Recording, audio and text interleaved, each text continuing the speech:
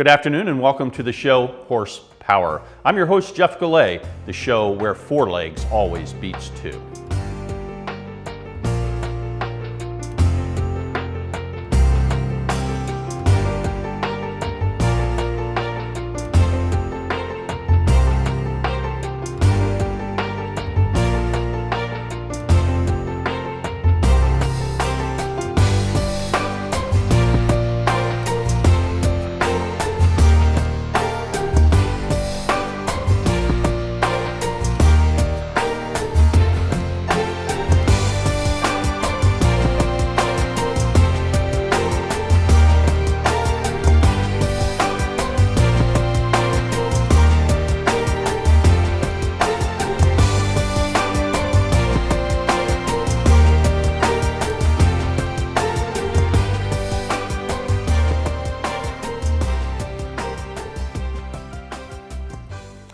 Good afternoon. We are with trainer Javier Contreras, a trainer extraordinaire. Right now, probably the big horse in the barn would be Late Night Powwow, although we have multiple horses in the barn that certainly deserve a lot of credit. But we want to talk a little bit about what it's like to train a horse of that caliber, as well as what it's like to train a stable that has grown to beyond 40 horses. Yes, 45 right now.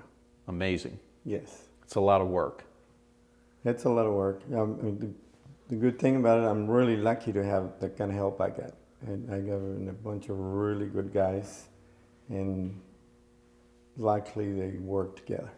That's a big thing. Oh my goodness, yes. And, I have to tell you that of all the horses I see go to the track, Javier's horses are always impeccably manicured going to the track, and that's a testament to you, but also the people that work for you. They know how I like things done, but you pay them well and you take care of them, and they come through for you. In the Cavada Breeders' Classic, and Ghost Fever fires right out for the front, and Moonlit Song is going to stick right with her. Then comes Jackie's Notion. Late Night Powwow away in fourth. Starlight Flight has her hemmed in at the moment. And Anna's Bandit at the back of this six-pack of classy West Virginia-bred fillies and mares. As they dash into the clubhouse turn, it's Ghost Fever in front. Ghost Fever and Moonlit Song gets the perfect stalking trip from second. She's in the clear and a half length behind the speed of Ghost Fever. Then comes Jackie's Notion. Anna's Bandit has moved past Late Night Powwow, who sits in fifth, still on hold 2.5 lengths away from the front, and the trailer is Starlight Flight. The opening quarter in an easy 24 seconds flat, and it is Ghost Fever with Moonlit Song keeping her company a half length behind. In that second position, Anna's Bandit has moved past Jackie's Notion, and here's Late Night Powwow. Late Night Powwow waits no longer, and with a rush she's up into third, and 2 lengths away from her stablemate Ghost Fever. Moonlit Song and Late Night Powwow about to be 1-2, and they set the stage a quarter of a mile from home. It's Moonlit Song and the Charlestown Oaks winner Late Night Powwow right alongside of her. These West Virginia bred heavyweight mares turn for home together. It's Moonlit Song and Late Night Powwow. This is what we came for. It's Moonlit Song battling gamely with Late Night Powwow. Late Night Powwow's got her. Late Night Powwow, wow, in the Cavada. We talked a little bit about Late Night Powwow, and since our last show is aired, you had the opportunity to win a graded stakes with her and then go down and run in a grade 1, which is pretty amazing. Pretty amazing for a horse that was born and raised here in West Virginia.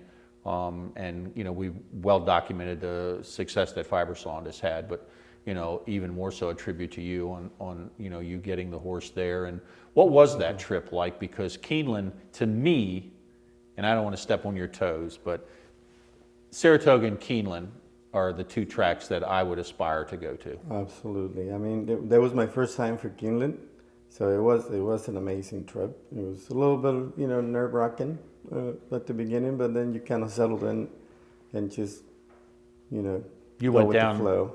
A week ahead of time? Or? Yeah, we went 10 days ahead of time, actually. Philly settled down pretty good and everything.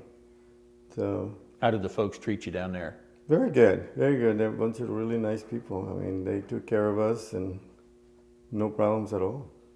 Now, did you think the horse ran a good race down there, or were you a little bit disappointed? The horse that beat you, you had actually beaten her in the stakes race at Laurel, I believe. Right. I'm not disappointed, but I thought she would run a little better than that. I mean, third is not a bad thing, but I really thought she'd be no worse than She had second. trained very well up to the race. She trained really well up to the race, and I said, well, let's see what happens. But the day of the race, it was totally different. It seems like the kid, the roader, was struggling with her a little bit. So, but there is no shame at all. She had won how many races in a row preceding that? 13. Wow. I mean, just even to run in a graded race, and let alone a grade one. I mean, when people who are new to the business, I mean, or maybe watching the show for the first time, that's the significance that we're talking about here, that this horse came from the humble beginnings of West Virginia, went to Keeneland, which is to me the mecca of racing in the United States, to run in a grade one stake. Even to finish third. Even to finish third, I think she did great.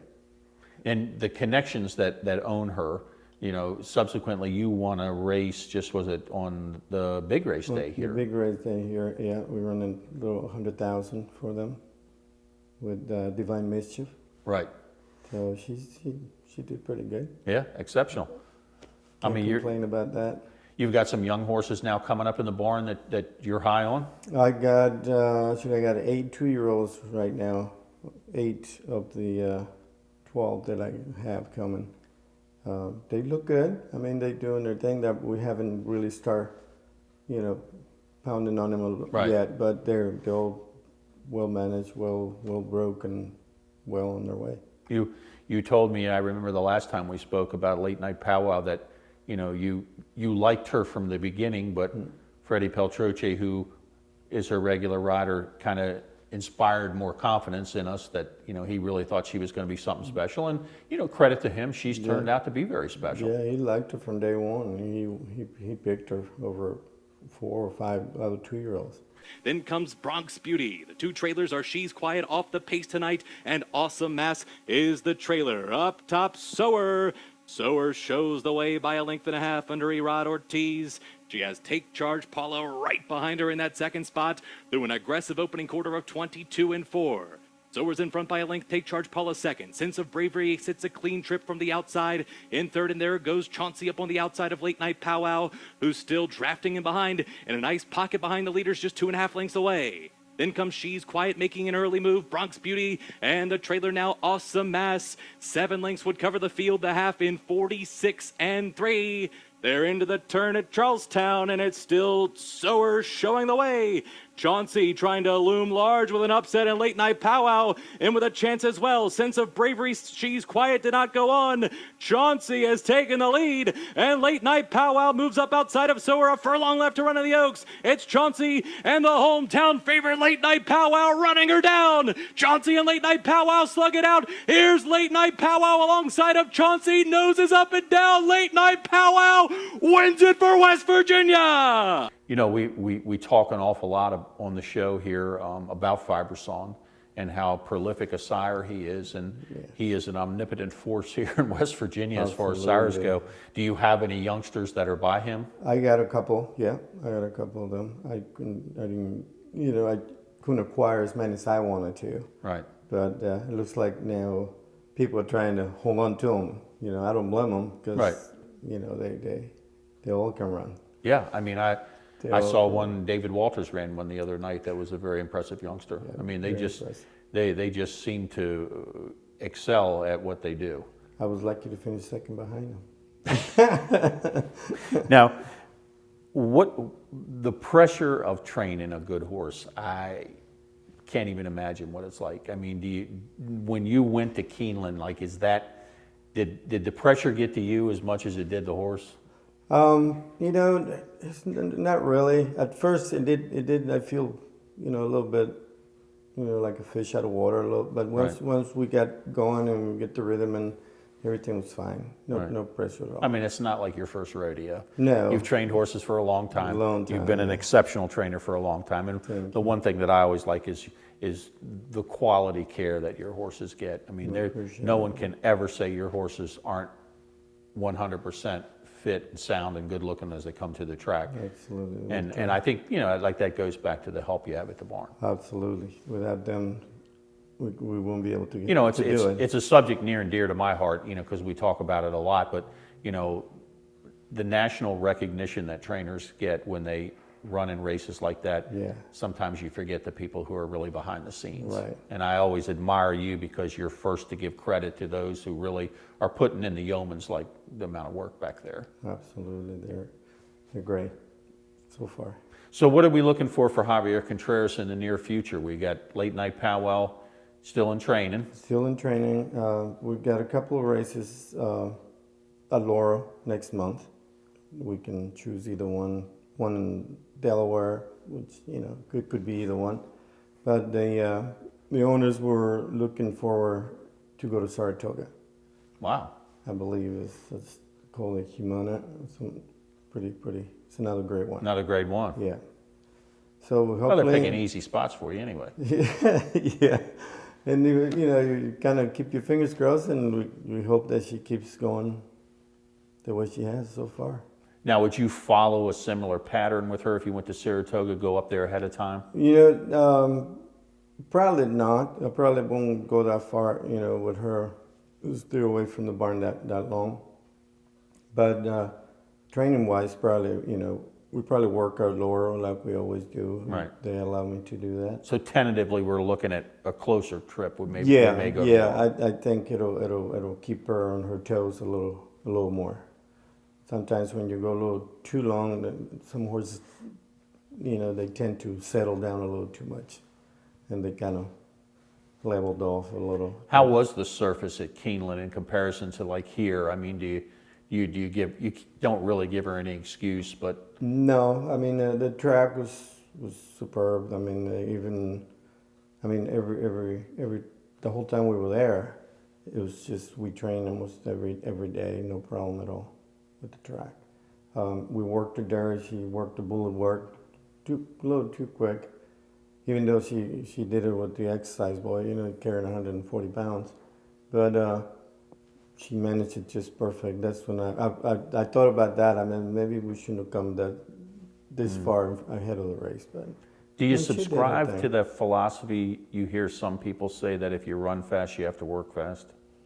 Well, a good horse is going to work fast because that's just natural for them. That's because they're a good horse. They're yeah. just good horses. I mean, you try to make them easy. Sometimes you try to hold them a little too much, and I think that just goes against, you know, Right. something will pull or take a bad stab, or then, you know, as long as you're not sending or getting them off stride, that they can do that on their own. Now, did you ship back the next day from Kentucky, or did you wait a few days down there? One day. One day. Yeah, we rested one day and then we left. And she seemed to come out of the race. She's doing None all the right. worse for wear. She got you know, 3 weeks off after that race. You know, the owners decided we didn't have any races. You know, we were going to go back to Churchill on Derby Day, Okay. but they decided that she didn't have to. So Right. So we should be seeing her soon in the entries at Laurel then. yeah, hopefully. Good. And of course, as we already mentioned, Saratoga and Keeneland, God, We'll be. I'd have to make that trip to Saratoga, I think. I've been there twice, and even though I didn't get to win, I hit the board both times, and Outstanding. it was an amazing trip. Yeah, absolutely. Now, you won with a horse called Last Print the other night. Yes, He appears to me to be quite a large horse he is a big boy. and he's also a, 5 or something. and he definitely looks to me like he has the appearance that he could be something special. I think he's doing. I had big hopes for him, and he's so big, you know. So it's hard to keep him sound. Keep him together. Yeah, but boy, when he's right, he's right. Yeah, the other night he was right. Yeah. He was right as rain the other night. Yes. Hey, he's definitely a horse that looks like he's got some serious I talent. think he's going to be all right. Good. I bred him too. Oh, really? Yeah. Now, what's the mare on him? It was a Richter scale mare by the name of Boot Prince. She ran here. Okay, I remember her. I claimed her. You know, I just liked the filly, you know, that time, and she won a few races for me, and she got hurt, so I had debating with her. And she had a half sister to win stag racing. I believe it was in Saratoga on the turf. Huh. So I said I'm just going to breed her, just for that. And I mean, she. Now, do you think he's got the kind of talent that he could go beyond here and be successful? I think he will. If I keep them together, he Keep them will. holding together. Yeah. Because I just thought the other night he was a powerhouse. Yes. He really was. Wasn't He broke running, and Yeah. sometimes he looks like this. He's so big that he doesn't leave the gate sometimes as well as he could. But Right. he's just a gargantuan horse. He's a big boy, and I keep him stud too. So that's. Oh, okay. He's so nice. You don't even know he is a stud. Well, we might need him here in the near future. Who knows? We'll get another Fibersong line going. Right. What was it for you? You won a graded stakes at Laurel, but we talked a little bit about, we've talked a lot about the Fibersong connection, and with Running to Love You winning $1 million race here. And Amazing. I mean, I think, you and I are transplanted West Virginians, but we live here. Yeah. And, we support West Virginia racing. Absolutely. And I was transfixed by the winner's circle that night, and the people that were literally sobbing and screaming, and because I don't think anyone ever envisioned the West Virginia horse winning a race of that magnitude. And now you're running out of town in races of grade 1 status. Yeah. I mean, where are we going with the West Virginia program? I mean, it's exceeded my expectations. I got it. I just hope that we can keep it alive. Right. That's my That's only the hard worries. part. That's my only worries. That, if we get the help in Charleston and with the people that's working with us and everything, we can still go. And I believe. I mean, it shows that the program works. The program is successful. It's successful. And I think with us being able to run in graded races, that's something I never thought I'd see in my lifetime. I have to be honest, and I'm a staunch supporter of West Virginia racing, but I never thought that we'd see a West Virginia bred horse in the winner's circle, the Charlestown Classic. And the Classic. And then the pride that we had to see you go to Keeneland in a grade 1. I mean, I don't think, novices out there, I don't think they understand the significance of that. It's huge. It's beyond huge. It's beyond huge. Because this is a track that's been in existence for a long time, but this is something that's only happened in recent memory. In recent So memories, yes. a lot of good things are happening here in West Virginia, and we're proud to have you a part of it, because Thank you. I've I'm always, proud you've been an exceptional horse person and a classy individual. Certainly have bolstered the program here, not only in the breeding end of the business, but also in the racing end of the business. And I can't thank you enough for showing up today, Javier. And I appreciate it. good luck for in the having me. future, and let's have a little late night powwow. Let's do it. Thank you, my friend. Thank you. Appreciate it. In June 2017, a year after buying a rundown farm, Phoebe Cook and her husband put the finishing touches on a barn. After years of boarding their Oldenburg mare, it was finally time to bring her home, and they needed to find her a companion. As a serial window shopper of horses, Phoebe had been perusing Facebook a month earlier when she came across a video of Corporate Measure. Prancing around in a field, he was one of the most impressive moving thoroughbreds she had seen, but knew at the time that she just didn't have a stall for him, so she didn't bother to inquire. Once the barn was complete, Phoebe sent Carrie at Ballyclare Farm a message inquiring about the thoroughbred, fully expecting him to be sold. Now, she was delighted when Carrie told her that he was in fact still available. When they got the horse home, he joined the merry band of misfit animals and settled right in. Since Phoebe's husband's only stipulation to buying another horse was that he would get naming rights, they ended up naming the horse Gunner, short for Top Gun. The movie was one of her husband's favorites, and they already had animals named Maverick, Goose, and Cougar. Plus, as he ran through the pastures, the name fit. He was a speeding bullet compared to their lazy mare. When Gunner first met their mare, it was instant love. His social, playful nature endeared him to her. Although as he's become more comfortable in his new home and his playfulness continues to grow, he earned himself a few kicks and new scars. But as the honey badger of horses, he was undeterred by her scorn. She loved watching him light up over time and change from the old man that they brought home to the fun-loving goofball that he's now become. It wasn't until December that Phoebe started fooling around with him under saddle. Gunnar and Phoebe quickly learned that while he was going to be a challenging flat ride, Gunnar had tremendous talent for jumping, and he absolutely loved it. As talented as he was, Phoebe quickly learned that the best thing about this horse was his brain. While being the athlete that he is also the perfect pony ride mount, or even a babysitter for her husband. He really does feel like family. After a couple of months under saddle, it became apparent that something wasn't quite right with Gunnar's back. He was very sore, and getting him to relax his back was becoming more and more difficult. Vet doctor Chad Davis came out to the farm and diagnosed Gunnar with a pretty severe case of kissing spine. Gunnar had very little top line and muscle when they started working together, but because of his intelligence and desire to work, his training moved along a bit faster than his body could keep up with, only exacerbating his back issues. They injected and shockwaved his back to help with his pain and slowed training down so they could focus on building the correct muscling. With Skylar's guidance, they built on his foundation through the winter and were ready to start experimenting at shows at the start of the 2018 season. Gunnar ended up moving from the beginning novice level to training level throughout the season, even with a 2-month event hiatus in the middle due to a field injury. It was clear to all that Gunnar was meant to be an event horse. He was the perfect balance of bold, brave, smart, and careful, all traits you can't teach. This year, they started out a season competing in the training level in May and in July.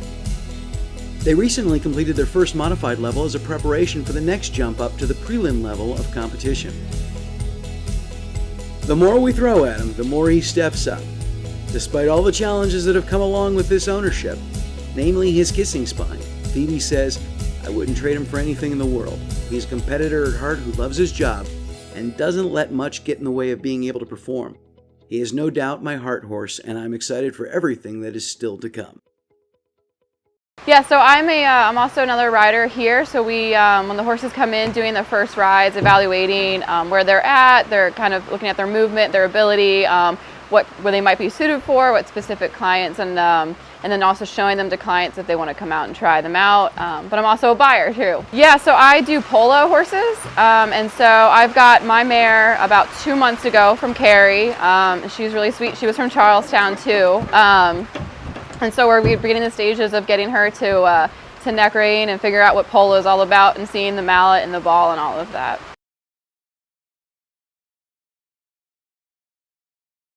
It's actually not that difficult. It's just like any other switching to a new sport. There's the adjustment time. There is, the difference of from direct the 2 reins to 1 rein, and then also you're swinging a mallet. But a lot of times you look for a good brain on top of conformation athleticism, and a lot of times, like my first thoroughbred I ever trained never even looked at the mallet or the ball, and so then you get them used to seeing other horses on the field when they bump each other, hearing the ball, trailering. We put a lot in a trailer at once, and so it's a little bit of a different lifestyle, but in my experience a lot of them have taken to it really quickly because it still plays on their ability of running on a breakaway. It's like that thrill of that initial chase, and the harder stuff is getting them to do the shorter work, but because they're used to being long, but they're so naturally athletic that it's usually not that difficult. It just takes time, patience, just like training for any other discipline.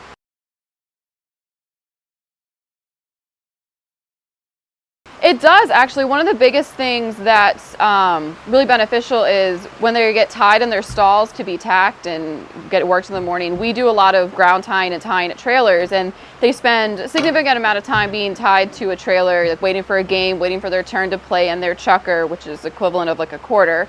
And so that patience really comes in handy. And then they like routine, and we're also very routine oriented as well.